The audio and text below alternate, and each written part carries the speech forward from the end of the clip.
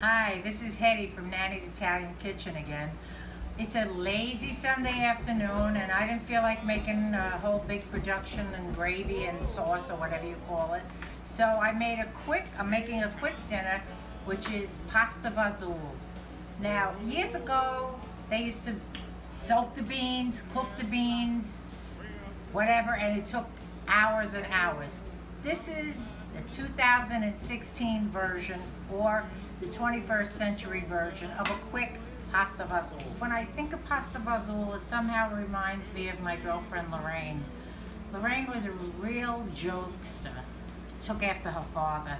All they did was play jokes on people, and that made their day. And so Lorraine, when we were younger, we were like 18 years old. She was going out with her future husband, and her mother-in-law, Mary Honeyball, and her friend Josie. We were sitting down one day, and they used to have this little device that we used to make with rubber bands, washers, and a paper clip.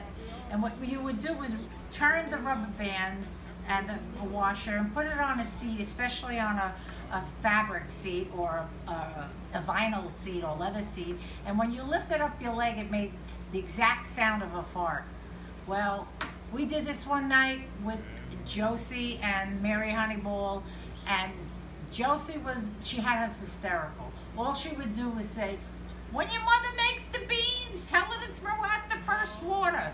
Because in those days, they didn't have Progresso. They used to have to cook the beans, throw out the first water, or use it and cook it and use it all together. But Josie used to say, "Tell your mother to throw out the first water so you won't have so much gas."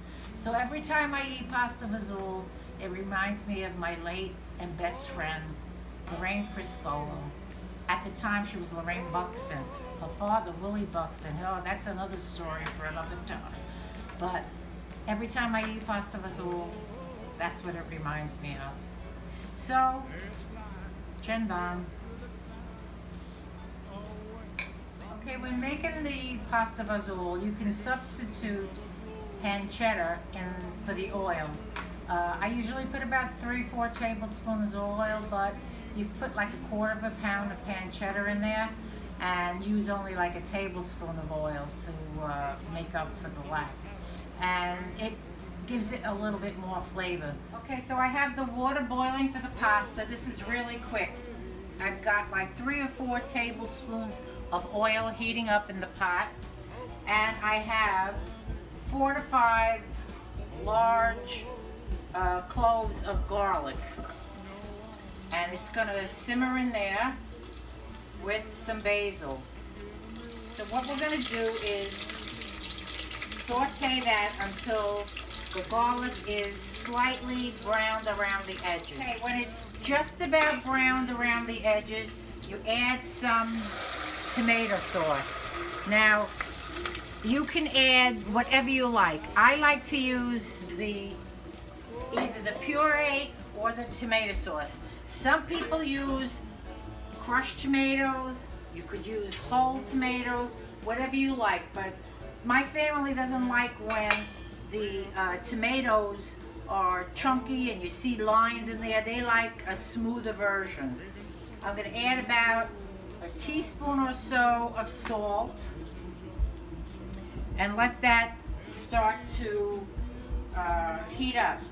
Once it's heated up, you add the beans. Now, some people like to rinse the beans out. I don't rinse the beans because there's all that good stuff in there. So what we're going to do is we're going to add the beans. I got 2 cans of Progresso Cannellini Beans. These are 1 pound 3 ounces, 19 ounces. I'm going to add 2 cans of that. Get all the beans out. I drained all the extra liquid out of here.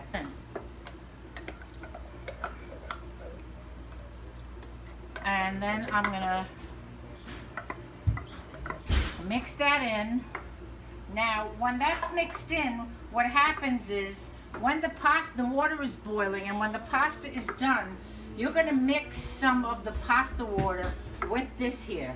And you let this simmer for 10-15 minutes. This doesn't take long. Excuse me, I need a sip. It doesn't take long. And don't forget, you have to salt your water for the pasta. Turn this, stir it a little bit.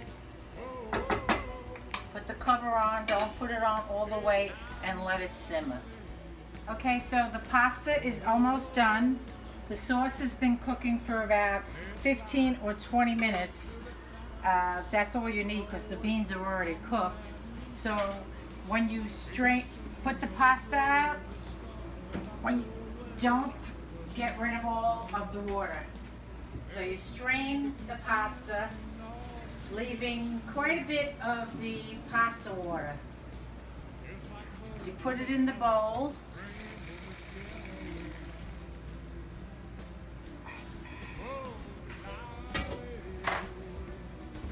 I don't like a heavy tomato sauce. Some people like it heavy.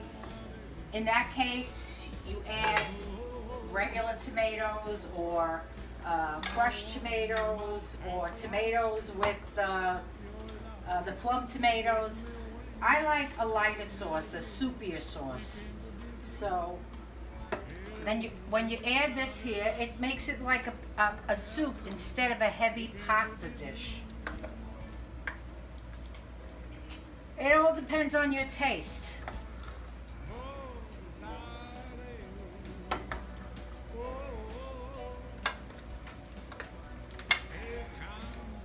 This is how I like it. Soupier more than heavier. Excuse me. This is how my kids like it. This is how you'll find it in the restaurants. It's always on the appetizer list or the soup list. Then you add your Parmesan cheese, and it's a quick, easy meal you can have any day of the week.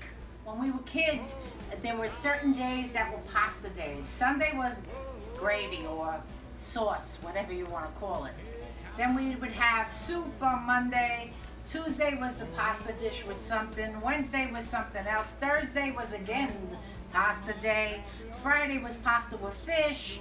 Saturday was meat and potatoes. That's how we were brought up, and we don't follow it right now, but this is your end result. You have a delicious bowl of pasta basil.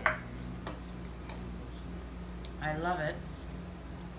Topped with some whatever cheese you like. Pecorino Romano, Locatelli, Reggiano Romano. A lot of cheese. A lot of cheese.